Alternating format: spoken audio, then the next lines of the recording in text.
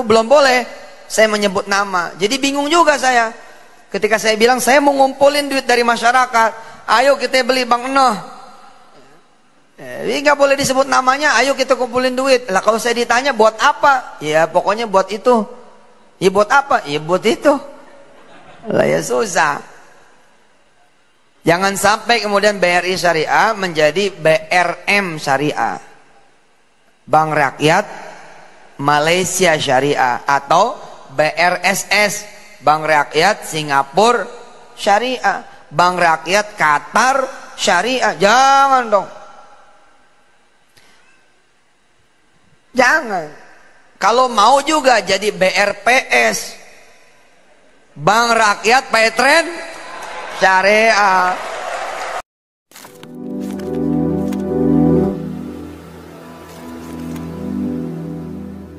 Assalamualaikum warahmatullahi wabarakatuh. Welcome back to my channel Tekedi. Ya teman-teman, kita skip dulu soal waktunya lunas hutang. Nah, itu program Yusuf Mansur yang baru ya, yang di video hari kemarin.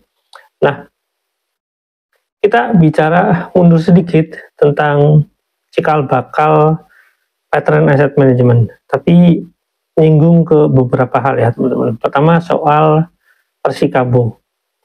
Saya terus terang ya, ketika Yusuf Mansur mengakui telah ya membeli Persikabo, saya coba cari referensi itu, ternyata nggak ada sih. Sebenarnya lebih kayak Petren ini mensupport Persikabo untuk melakukan seleksi, dan waktu itu dibantu sama coach ya. Saya nggak mau menyebutkan yang masih coach itu sangat terkenal ya, inisialnya IS gitu ya.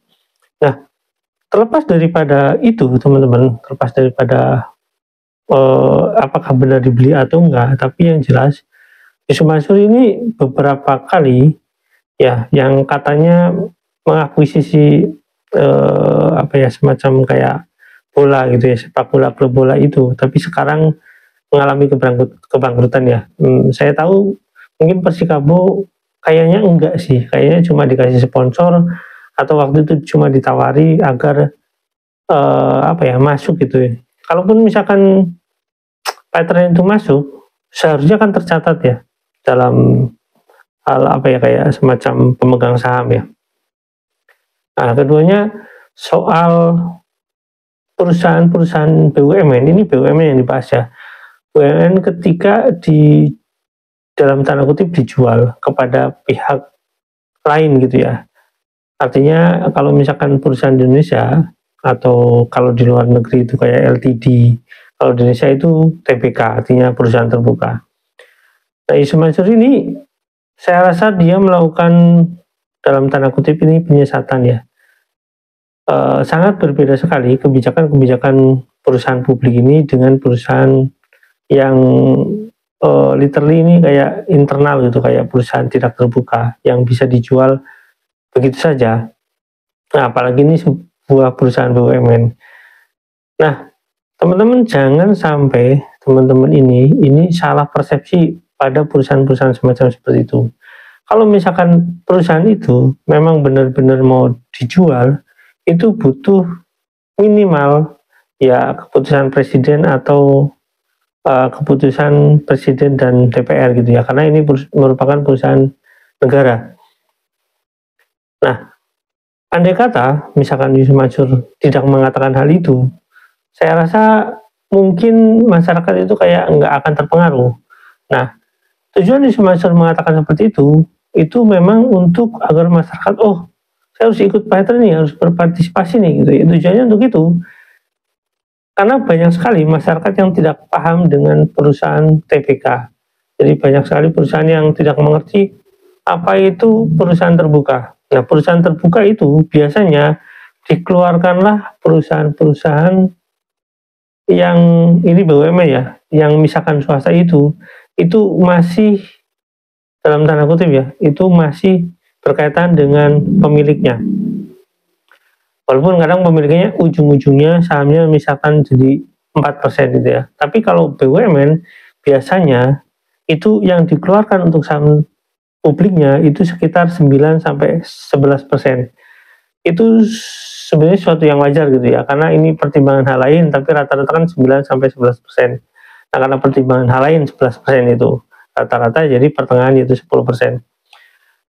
Nah, apakah merupakan hal yang wajar dalam perusahaan-perusahaan BUMN? Ya wajar aja kalau misalkan itu sebuah perusahaan yang kapasitasnya sangat besar gitu ya, kuantitinya sangat besar, sehingga membutuhkan sumber daya yang sangat banyak, yang membutuhkan juga ya jaringan-jaringan yang sangat luas.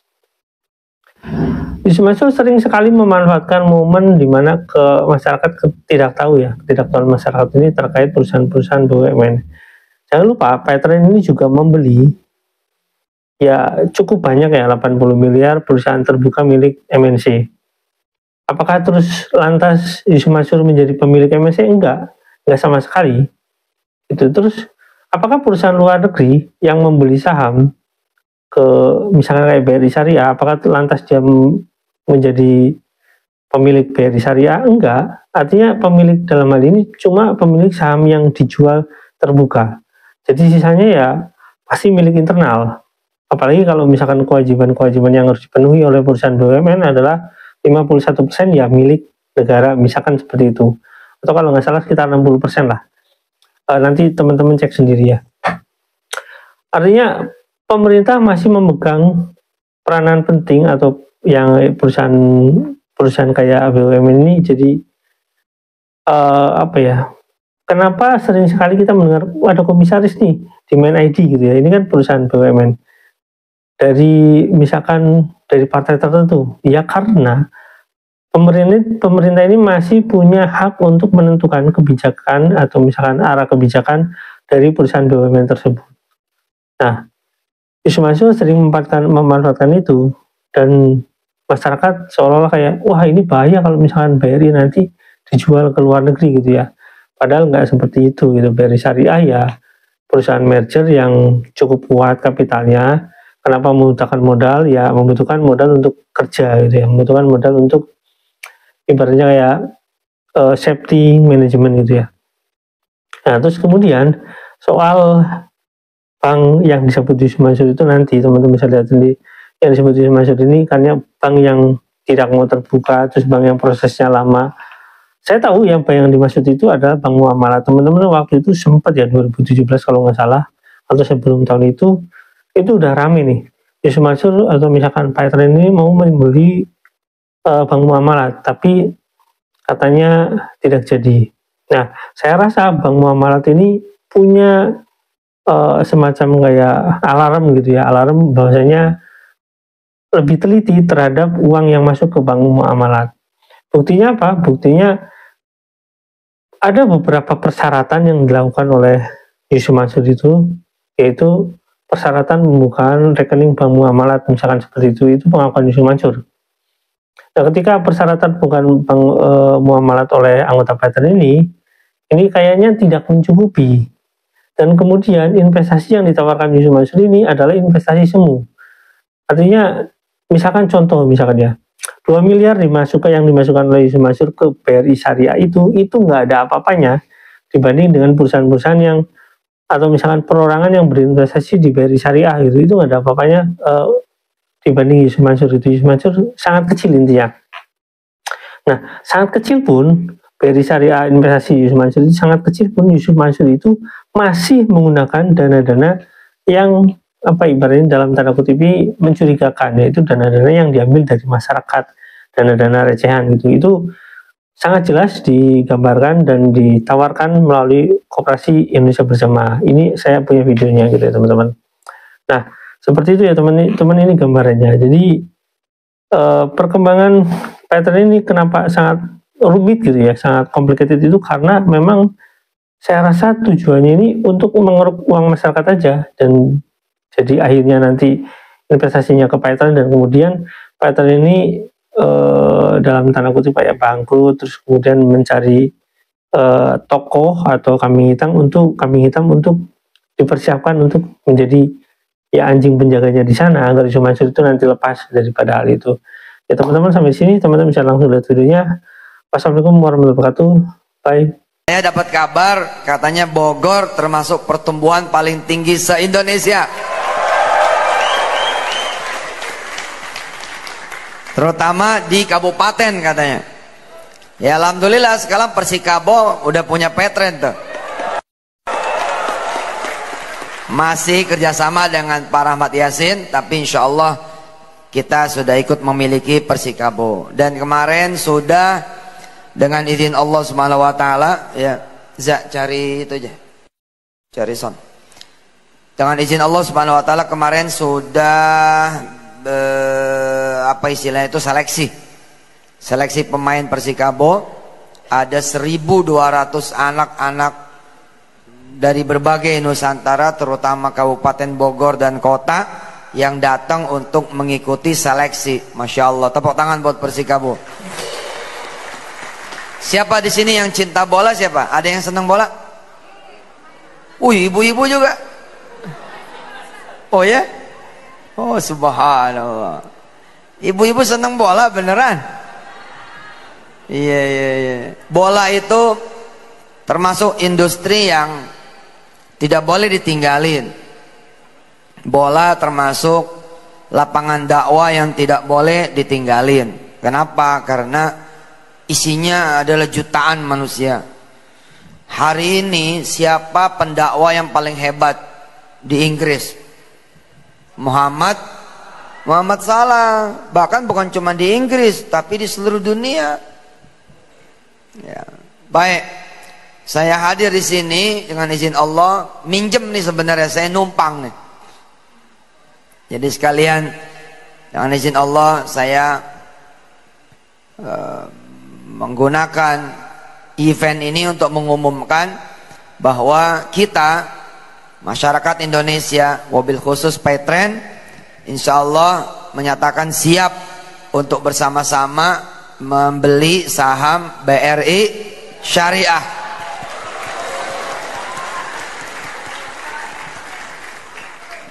Sudah 15 bank dengan izin Allah menjadi milik negara lain. 15 bank, bukan main-main itu. 15 bank. Dan sebagian sudah ganti nama penuh kepada pembelinya. Saya sudah sampaikan ya, suami istri, suaminya terlalu kuat, istrinya lemah, hilang nama istri, enggak dikenal nama istri. Disebutnya siapa? Ibu Bambang, Ibu Soleh, Ibu Rahmat. Betul tidak? Kalau kemudian istrinya yang kuat sekali, suaminya enggak kuat, maka ketika dia menikah, suaminya pun hilang namanya. Sehingga ada suami-suami yang tidak dikenal. Dikenalnya justru misalkan Bapak Rahmah gitu. Loh banyak.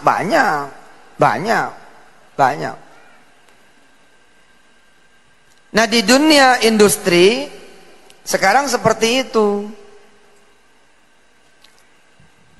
CIMB niaga sudah jadi CIMB saja. BI Maybank sudah menjadi Maybank. Indosat Oredo. Kalau nggak kuat-kuat, Indosatnya bisa hilang, tinggal Oredo. Panin Dubai, masih Panin Dubai. Tapi kalau nanti paninnya nggak kuat, akhirnya menjadi Dubai. Apakah kita tega BRI Syariah menjadi BRT Syariah? Apa tuh BRT? Bank Rakyat Tiongkok Syariah. Oh jangan bercanda. Sebuah keniscayaan akan terjadi karena sudah public expose. Sudah ditawarkan kepada siapapun sekarang ini. Judulnya duit. Tidak mengenal suku, tidak mengenal etnis, tidak mengenal batas negara sekarang ini. Bahkan kita-kita ini di Indonesia, ya, orang-orang di luar sana bukan saja nyari tahu kok, dikasih tahu. Kalau mereka nyari tahu itu pekerjaan mereka, orang mereka lagi lapar kok. Mereka ini lagi lapar, beli-beli kerjaannya. Apapun yang bisa dibeli di Indonesia, dibeli. Jangankan tanahnya, langitnya pun bisa dibeli. Dan sudah Dari puluhan tahun yang lalu ada satu kota di Indonesia, langitnya udah dijual. Percaya nggak? Langit dijual tuh piye Ustadz? Loh, ada satu bandara kalau mau terbang mesti izin sama negara lain. Gila nggak? Jangan sebut nama airportnya.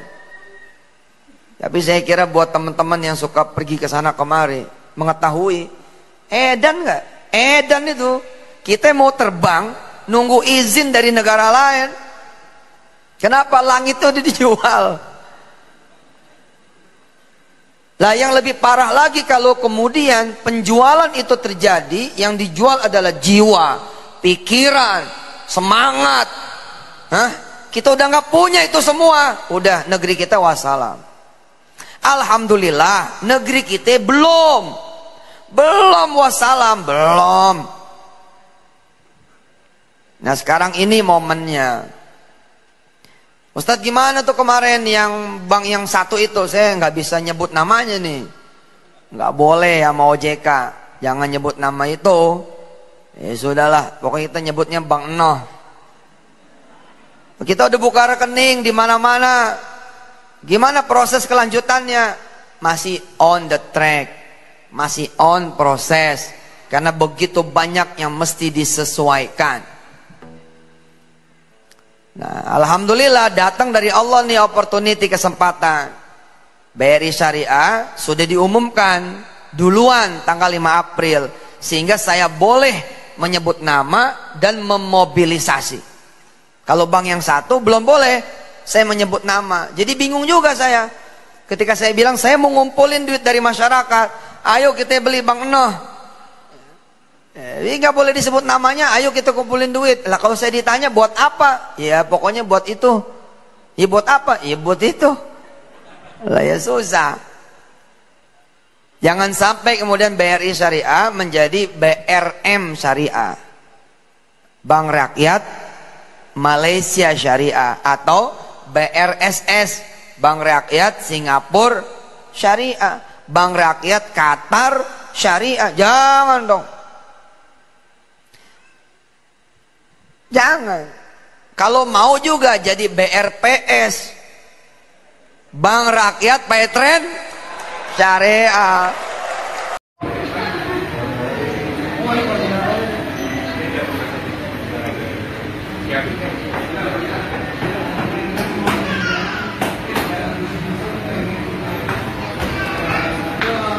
Bukan video aja.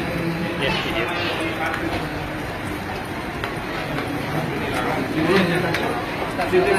Ya. Assalamualaikum warahmatullahi wabarakatuh.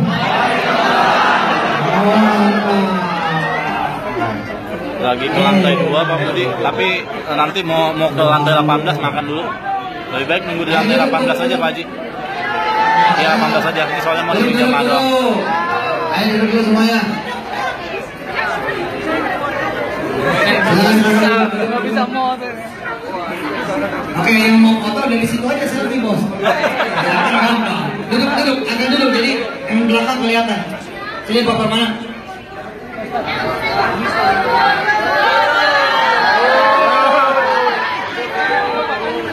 Bos, duduk. Assalamualaikum warahmatullahi wabarakatuh. Makasih nih ibu-ibu Ketapang. Ada mana Ketapang? Alhamdulillah Pak Permana dari kampung gua tuh. Ketapang. Ya mana Petren? Terima kasih buat semua yang sudah pada hadir. Siapa yang buka di tabungan muamalat, mudah-mudahan besok bisa pergi umroh. Duitnya berkembang bro. Rezekinya datang banyak. Dan dorong lagi teman-teman yang lain untuk buka di cabang-cabang muamalah terdekat di kota masing-masing ya. Ya terima kasih. Ini ada tagline ya. Kita bareng-bareng ya.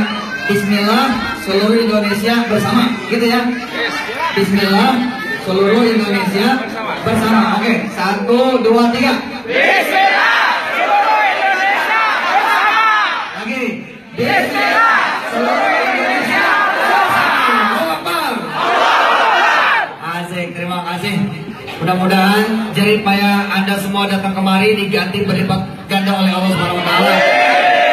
Dan mudah-mudahan Muamalat Tower ya ada bukan cuma di sini tapi di seluruh dunia Allah Subhanahu wa taala. Amin. Insyaallah doain Muamalat ya. Mudah-mudahan bisa jadi bank berempat. Amin. Sallallahu alaihi Muhammad. Ya lanjutkan lagi, saya temenin Kiai dulu, Kiai Maruf Amin di atas ya.